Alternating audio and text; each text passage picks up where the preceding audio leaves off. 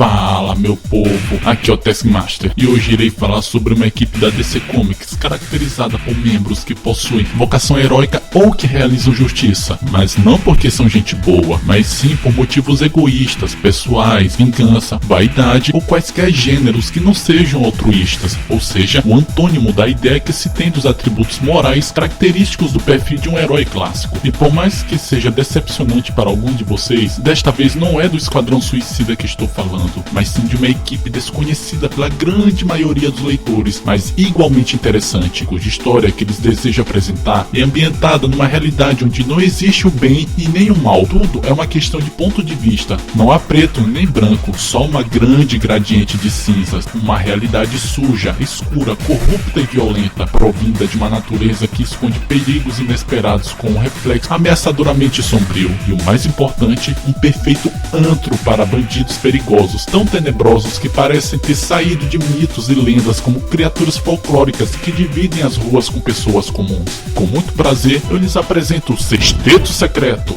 Ok, o que é o Sexteto? Vou contar tudo, relaxem. Para que eu chegue ao que realmente interessa, teremos que seguir algumas etapas, ok? Falando resumidamente da sua primeira e segunda formação, para que chegue de fato aos finalmente, a terceira formação. Mas por que alegar que a terceira formação é a que interessa? Simplesmente por ela ser a melhor. As anteriores são formadas por personagens que certamente não lhes provocarão interesse, mas que é necessário falar assim mesmo deles, porém o mais breve possível. Estão prontos, pessoal? Então cheguem junto!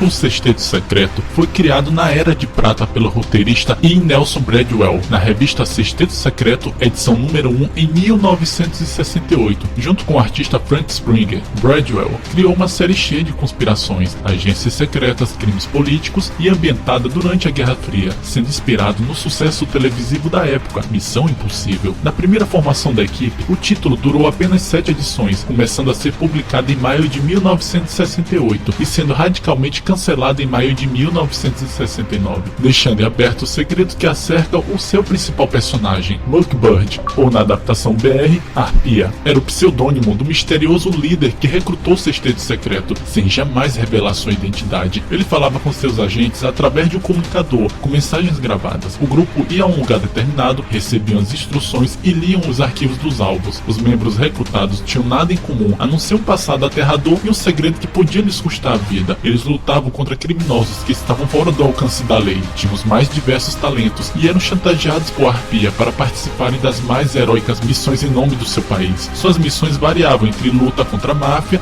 e contra os comunistas.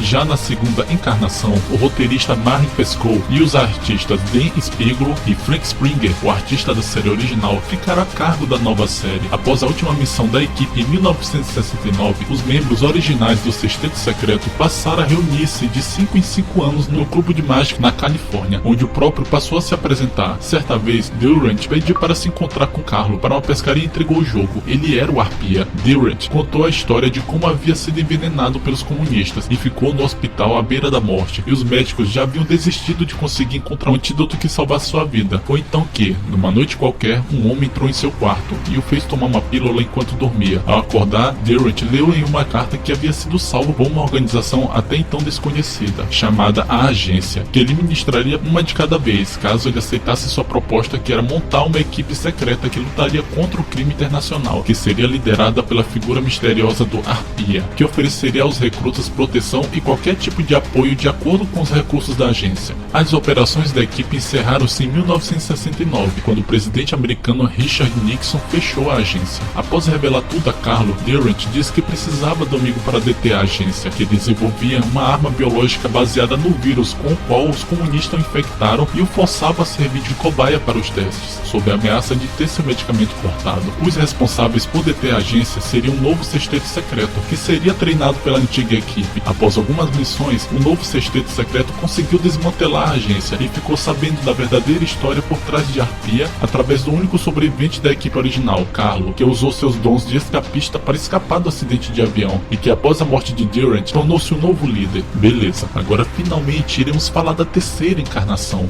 avaliada e bem elogiada pela própria IGN, vista como a melhor formação de todas as gerações, surgida em Vilões Unidos, edição número 1 de julho de 2005, roteirizado por Gayle Simone e a arte de Riley Eaglesham e Valsa Makes. Vilões Unidos é uma minissérie em 6 edições que faz parte do evento Contagem Regressiva para a Crise Infinita e também mostra os vilões do universo DC unidos contra os heróis em retaliação aos eventos da crise de identidade, quando a Liga da Justiça fez lavagem cerebral no Dr. Luz e outros personagens, formando assim a nova sociedade secreta de supervilões, com Lex Luthor no comando. Porém, alguns vilões se opuseram à sociedade e foram recrutados por um novo arpia para formar o Sexteto Secreto. Luthor não poderia deixar o exemplo deles prevalecer, então ele mandou suas tropas para massacrá-los, resultando em morte e traição de alguns membros da equipe, forçando-os a obterem novos membros. Bem pessoal, eu poderia apresentar a terceira geração falando sobre a luta do Sexteto contra as hordas de Luthor, mas particularmente prefiro apresentar através de uma saga que eu achei bem mais interessante, beleza? Vamos começar? Era uma noite como qualquer outra naquela cidade, em que as discotecas se traduziam numa alegre celebração que deveria acabar apenas com os primeiros raios de sol. As luzes estroboscópicas e a música alta dominavam os salões de boates, com toda aquela galera dançando, rindo e muito extravagantemente vestidas. Todo mundo se divertindo com os shows nos palcos. Entre tantos clubes noturnos está o Sr. Shelton, se borrando todo nas calças ao ser escoltado pelos irmãos Tig e Aaron. Cara, eu não tiro a razão dele, pois olha o nome do clube noturno que estão obrigando a levá-lo. A Armadilha de Urso, né? É meio suspeito.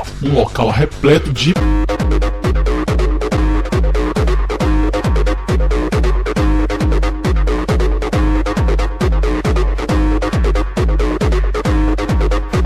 Pois é, pessoal, viu como um bagulho é tenso? Mas o motivo de todo esse pavor não é esse, mas sim por Shelton ter feito uma bobagem que deixou o dono desse clubinho muito puto, e seus comparsas, os irmãos Tig e Aaron, foram levá-lo até o cara. O sujeito é conhecido por Junior, ele é o tipo de cara que comanda a coisa toda, conhecido por nunca deixar o porão do clubinho, pois odeia ser visto, mas que isso não impede dele controlar toda a ação da costa ocidental, assim como a máfia do oeste do Mississippi e até mesmo os 100 e a Intergang são os paga-pau do cara. Isso tudo apenas dentro do porão usando um telefone e um bloco de notas. Rapaz, esse bicho é simplesmente o curulho. Shelton sabia que estava encrencado, pois ele ajudou uma caloteira a roubar algo que pertencia ao seu chefe. A senhora Calote convenceu Shelton de que o Junior nem sentiria falta desse pertence, mas isso foi um grave erro. Resultado, ela fugiu e deixou o cara na merda, e Junior não demorou para cobrar.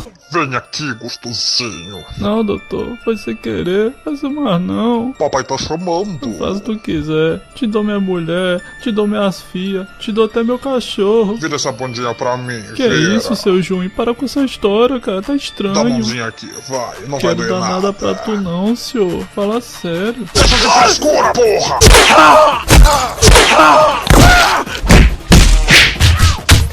Eu vou deixar um louco neste cu! Cara, 3 horas de pirocada depois, o chefe de voz tenebrosa chama os siameses para providenciarem uma nova caixa e um escovão. Puta que pariu, a parafilia foi louca dessa vez. Enfim, enquanto arregaçava Shelton, Junior descobriu onde tal mulher foi levada e que as 6 pessoas responsáveis em transportá-la de São Francisco para Gotham, e que esses 6 não ficarão entre Junior e o tal objeto que ele considera a coisa mais valiosa do mundo, a única coisa que de fato o interessa. E os responsáveis citados, adivinha quem são, galera? O Sexteto Secreto. Vamos conhecer seus membros atuais. Homem Gato. Thomas Blake era originalmente o caçador que perdeu o prazer pela caça, dedicando-se ao crime para livrar-se do tédio. Ele utilizava um uniforme africano de gato, o qual ele clamava conceder-lhe as 9 vidas. O personagem é reformulado na minissérie Vilões Unidos, quando a escritora Gayle Simone o transforma em um anti-herói com forte senso de honra, nobreza e até mesmo comete atos de heroísmo, mas desprezando os heróis por considerar que os mesmos abusam de seu poder e autoridade. Mas embora tenha esse pensamento, ele anda se pegando com a caçadora, o influenciando um pouco mais a ser um cara legal. Pistoleiro Floyd Law, um assassino de aluguel contratado pelos vilões para matar seus inimigos. Inicialmente surgiu em Gotham City como vigilante, mas foi revelado que na verdade era um criminoso quando tentou assumir o lugar do Batman. Quando seu plano deu errado, ele tentou ser o chefão do crime. O comissário Gordon descobriu seus interesses e ele acabou sendo preso. Provavelmente seu traço mais característico é o de querer morrer em grande estilo. Enquanto ele não cometer suicídio, ele simplesmente não se importa como vai morrer.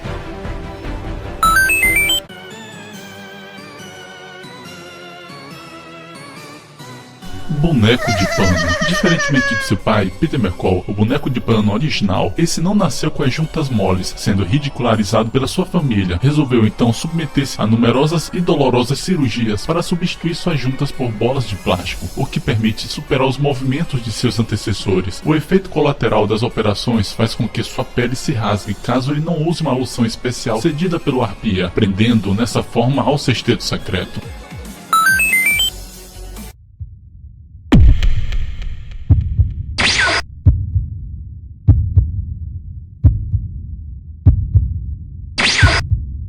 Benny, nascido na prisão de Pedra Dura, localizada na ilha de Santa Prisca, no Caribe, onde teve prisão perpétua pelos crimes cometidos pelo seu pai, o Rei Cobra. Mesmo sendo criado em uma prisão, Benny dedicou-se a aprender sobre o mundo afora, praticando sua leitura e artes marciais. Tornou-se lenda quando passou 10 anos na solitária e saiu dela ação. Conhecido por sua força bruta e por ter uma inteligência excepcional, o personagem é muitas vezes referido como o único vilão que quebrou o morcego, fazendo dele um dos maiores adversários do Batman, tanto a nível físico quanto intelectual.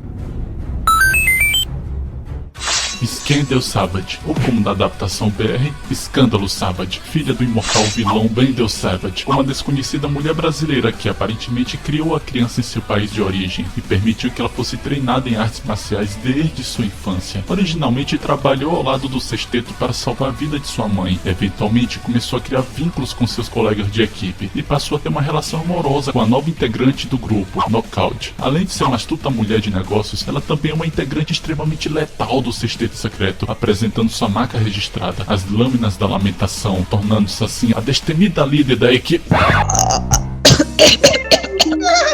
Sai fora, cuzão. Deixa em paz. Quero um beijinho. Caralho, seu filho da puta! Me larga, vou enfiar isso no teu cu. Bom, ignore essa parte, é que ela está meio pra baixo por ter perdido sua namorada, uma das antigas fúrias femininas de Apocalipse, que se juntou ao lado de Escândalo ao Sexteto Secreto, substituindo o Parademônio, morto anteriormente num combate contra a Sociedade Secreta de Supervilões. Tempos depois, entre suas missões com o Sexteto, Knockout terminou sendo assassinada por uma misteriosa entidade super-heróica, o Homem Infinito, acrescentando seu nome na nova lista dos novos deuses assassinados. Embora depressiva, Escândalo teve sua moral reerguida por seus colegas que pagaram a garota de programa fantasiada igual a sua ex. Ela não topou o rally roll em consideração a sua falecida fêmea, mas ficou disposta para liderar uma nova missão indicada para eles. Um cliente anônimo pediu para que fossem atrás de Catalina Flores, a Tarântula, ex-agente do FBI, ex-aventureira de Gotham e atualmente presa por assassinato em Alcatraz, a prisão de meta-humanos localizada na Baía de São Francisco. Ela roubou um item de valor incalculável para o cliente anônimo deles. Embora o mesmo não tenha dito para Escândalo o que era, a parada é do tamanho de uma carta de baralho. O cliente quer que a levem até Gotham, onde podem garantir a segurança de Catalina. Pessoal, o negócio meio que já começou sendo pedreira, pois a ilha de Alcatraz é vista como uma ratoeira virtual para a morte, cheia de todos os inimagináveis sistemas de defesa e cercados por vários tubarões de águas geladas. Meio dramático, né?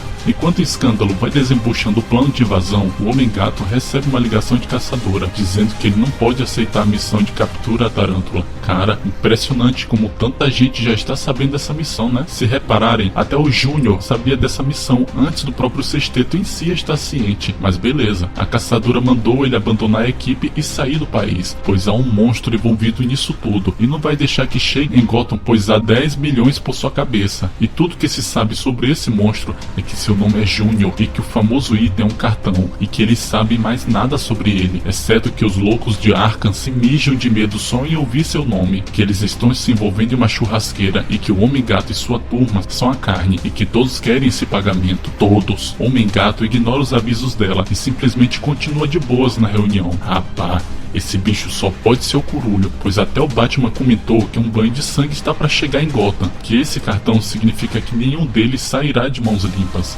especialmente Thomas Blake, o Homem-Gato.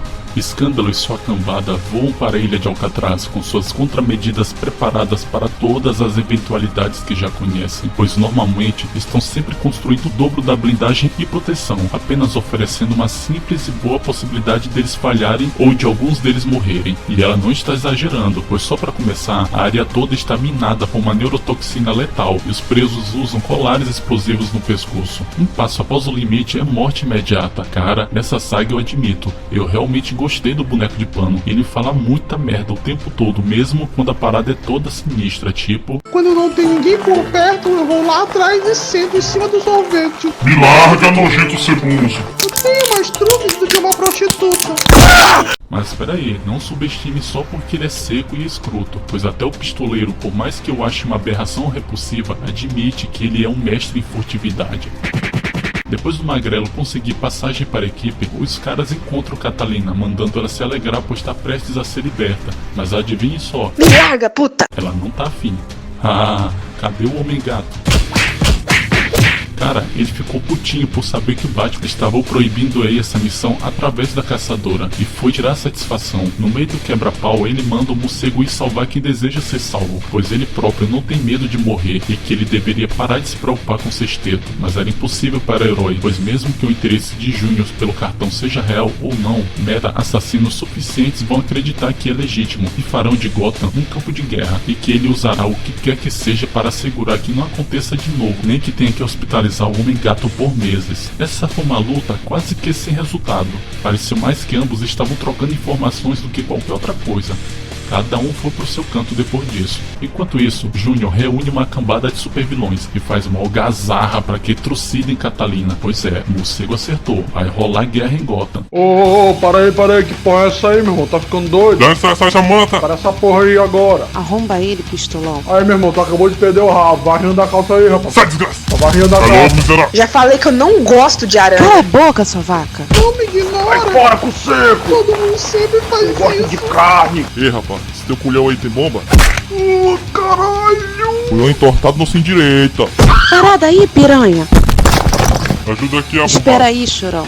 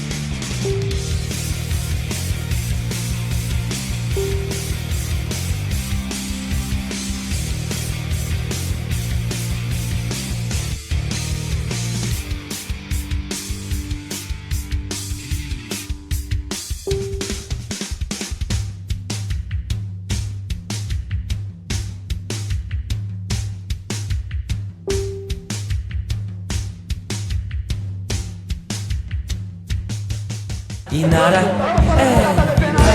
Inara, Inara, Inara. Puta que pariu.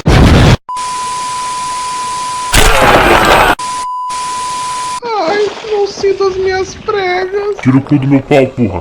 Ih, rapaz, esse boneco é seco, esse coelho é leproso, rapaz. Puta merda, eu só trabalho com retardados. Depois de muita bagunça, pancadaria e o jumento ter amassado a força, os caras finalmente puxaram a doida da prisão. Ao encontrar a equipe, o Homem Gato veio reclamando, querendo saber o que esse cartão tem de tão importante para ter toda essa mídia. E Pistoleiro, de saco cheio, queria arrancar essa informação dela à força, mas nada dela ceder. Catalina não é uma refém fácil de lidar, só anda zangada e com os dentes para fora, dando mais coice que jumenta com raiva, mas acabou cedendo quando ameaçaram matar a irmã dela. E foi aí que ela desembuchou, que ele está em Petaluma, uma cidade localizada no estado americano da Califórnia. Bom, um grupo de bandidagem super poderosa já estava de butuca, perto de atacar, mas foram proibidos pelo Júnior, pois querem que apenas sigam a Catalina até acharem esse cartão. Um dos contratados até perde a paciência e tenta ameaçar o chefe, mas não demorou para ficar com o rabo entre as pernas. Enquanto Catalina é escoltada, ela acaba não resistindo ao charme do boneco de pano e explica o motivo desse cartão ser tão cobiçado. Quando ela era agente do FBI, ela e sua equipe estavam tentando pegar uma lenda urbana da costa oeste sobre o Estatuto do Porto Rico. A maioria deles não acreditava que ele realmente existia, ainda assim tinha uma visão, é como um criminoso lendário, e o FBI não conseguia acreditar que tal sujeito era capaz de ter tanto dinheiro, poder e influência na metade da costa oeste, usando apenas um telefone e um bloco de notas. É praticamente impossível. Sobre o Júnior que ela está falando,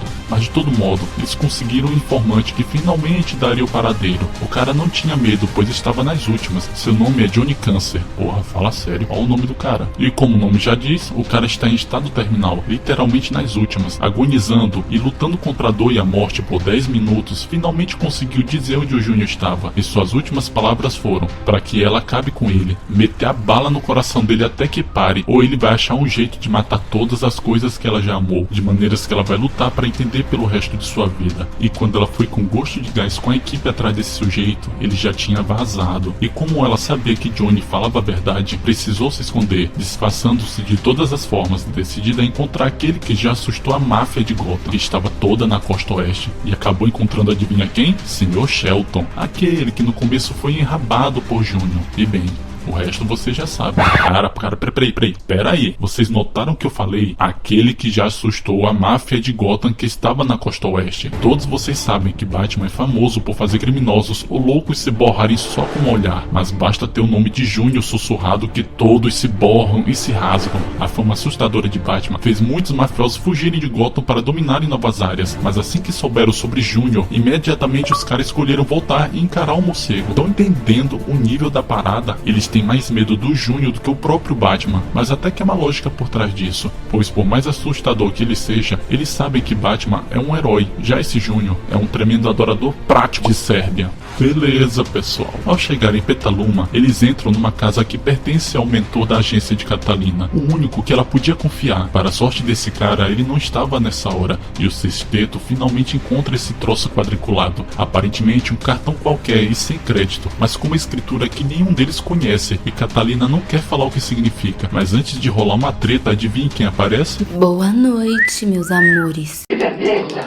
Bárbara Minerva, a mulher leopardo, alegando vir em salvação a eles, dizendo que em menos de um minuto seus associados vão ligar para Júnior e confirmar que estão com o cartão e logo libertará um exército de meta-humanos e que tem um bônus para que eles sejam torturados em longa extensão a nível os 120 de Sodoma. Mas eles podem escolher dar o cartão para ela para que eles tenham o máximo de tempo possível para fugirem e que eles já estão perdendo a maior parte desse tempo enquanto ela está falando. E Mulher Leopardo começou a falar que antigamente era cuidadosa, que ela matava só os culpados, só os que mereciam, mas quando o tempo foi passando, ela havia se perdido no caminho e que já viu Deus de perto e sabe que a morte não é o fim. Ela sabe que tem punição além da compreensão e que ela não pode perder essa chance. Tudo que precisam fazer é deixar o cartão e ir embora. Cara, que estranho esse papo dela, né? Bem, a Mulher Leopardo é perigosa, forte e bem safadinha, mas ela tem que entender que também está lidando com uma equipe de pilantras. Então no que acha que essa conversa ia terminar, hein? Sai do meio, magrelo!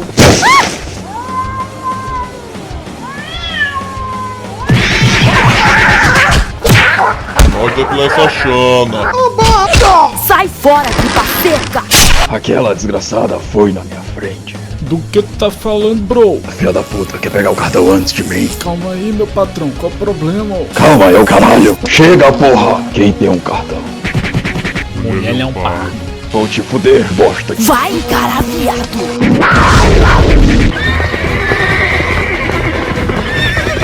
Cara, esse Electro falsificado vai terminar tendo um AVC. Que sujeito estressado, hein? Ok, depois de escaparem da bagunça, o encucado Homem-Gato queria ao menos saber pelo que vai morrer, pois há uma porrada de super vilões que estão indo atrás deles para impedir a passagem de Catalina e o cartão até Gotham. E pediu com educação para explicar logo o que diabos esse cartão tem demais, pois tem vilões que nem querem saber do dinheiro. Foi então que ela desembuchou. Mas antes, o que vocês acham que esse cartão tem? Créditos ilimitados sem cobrança? O lendário bate-cartão de crédito? Não saia da caverna sem ela. Ok, fique à vontade. Tentem ler vocês mesmos. Dá de ler? Não? Esperar mais um pouquinho. Tá bom assim? Não? Pois é, aramaico é muito chato de traduzir, né? Mas e agora? Tá, ok, que palhaçada é essa? Toda essa briga por apenas uns rabiscos trollados? Não.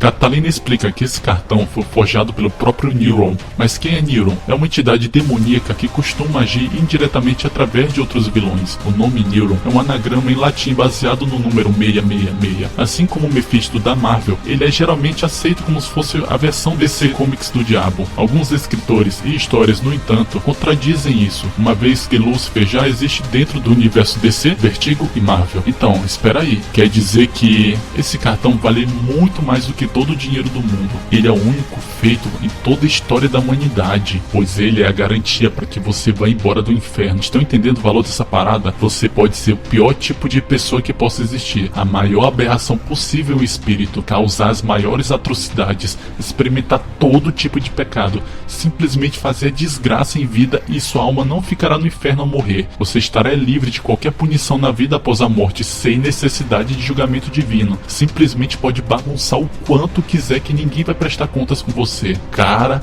por isso que Mulher Leopardo estava com todo aquele papo religioso e o Faísca Trevosa estava pirando pelo cartão, pois esse já incendiou vários prédios com pessoas dentro. Júnior, a criatura que mandou os vilões os perseguirem, um torturador nato, estuprador assíduo, matador por esporte e que guarda pedaços para saborear mais tarde. Embora esse seja um monstro, ele acredita em Deus, entendem? Imagine, ele é o cara que pode fazer qualquer coisa, fazer o que quiser com qualquer um, que não vai sofrer as consequências por seus pecados. Isso por ele ter esse cartão, ou tinha pelo menos. Imagine o quanto esse cara está desesperado para ter ele de volta.